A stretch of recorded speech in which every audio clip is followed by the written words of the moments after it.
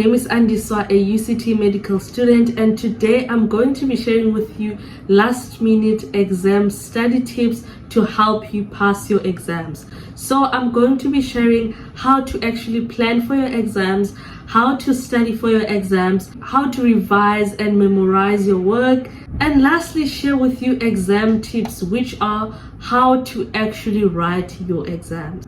So let's start with the things that you have to do before your exam period. You have to draft down your exam timetable. Even though you are given an exam timetable, you still need to plan around that timetable to know when you are actually studying for each exam. Have a rough plan as to when you are actually going to study for each exam.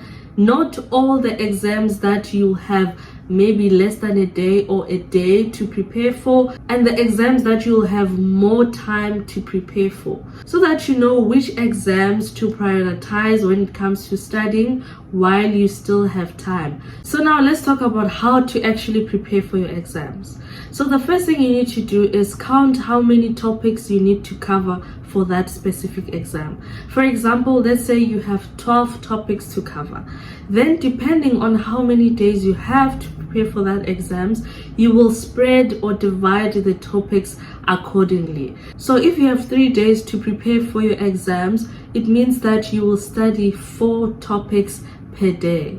And if you do not have that much time left to prepare for your exam, for example, it's already day before, or you do have a couple of days, just that you have a lot of topics to go through, what you will do is write down all the topics for that exam, and you are going to rank them according to which topic you are most confident about and which topic you feel least confident about. So after you've done that, you now know that these are the topics that you need to cover, and the other topics you can cover if you have time.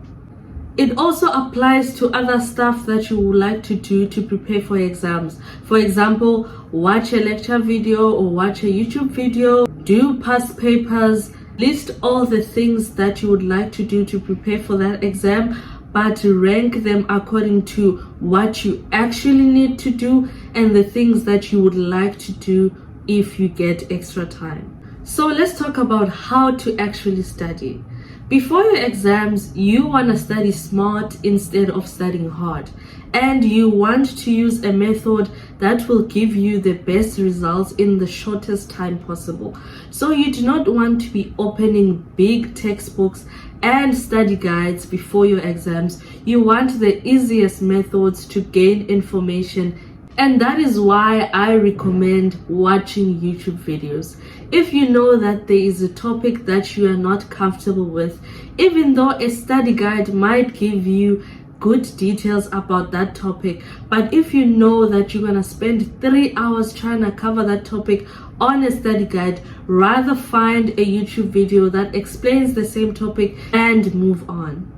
If it happens that you are taking down notes day before your exams, make sure that those notes are 1-page notes. So you summarize each topic on 1 page, and that means you put only the most important information on that page. So if you are studying a subject with a lot of labeled diagrams, tables, and flowcharts, make sure that you arrange all of that in 1 page for each topic, so that you have notes to look at when you want to revise or memorize stuff last minute, instead of having diagrams with thin written notes, because that takes so much time when you're just trying to find this diagram to memorize your labels, and you have to page through hundreds of pages. So if there's a new topic that you have to cover day before your exam, and you actually don't know how deep you should go, because sometimes YouTube videos do share a lot of details, so what you can do is go to your textbook or your recommended study guide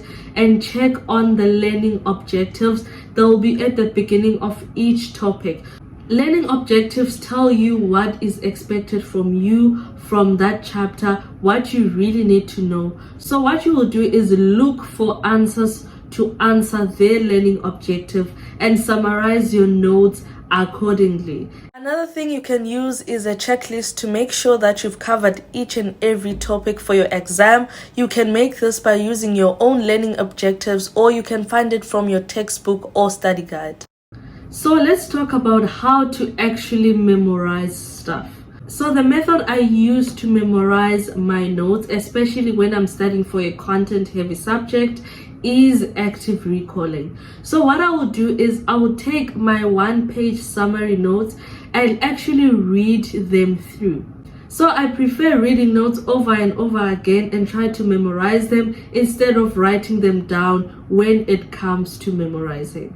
So the second method I use to memorize my work is the question and answer method. You can also do this on your phone or computer by using this website called Notion, where you can write a question and an answer for all the topics that you are studying. So make sure that when you are filling out your answers, you do not copy and paste, but you actually answer. So how it works is that you are able to actually write down the question, fill the answers under, and hide the answers. So when you are going through your questions, you will answer in your mind and then reveal the answer to see that you have answered it correctly.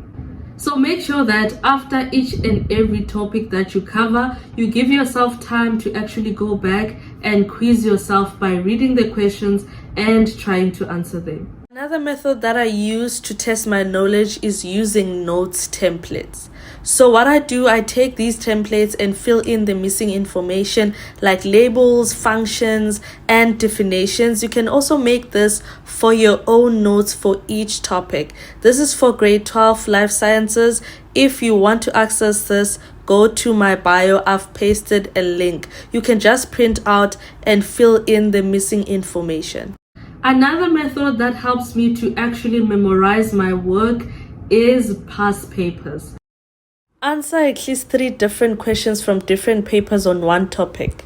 Do not memorize the memo. Use it to correct your mistakes and improve your answering style.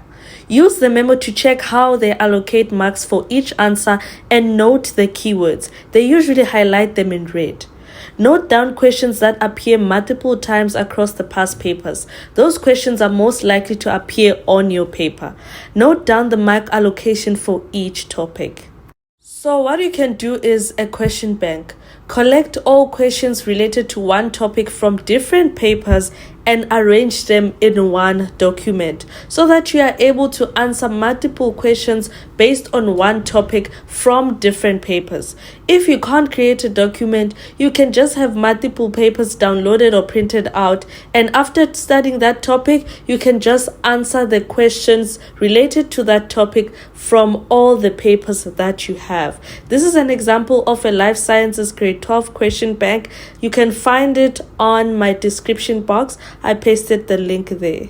As you can see, they've written where they sourced their questions from. This is really helpful because you get exposed to different ways they test the topic. So finally, I'm going to be sharing with you useful tips for your actual exam. The first one is quite obvious.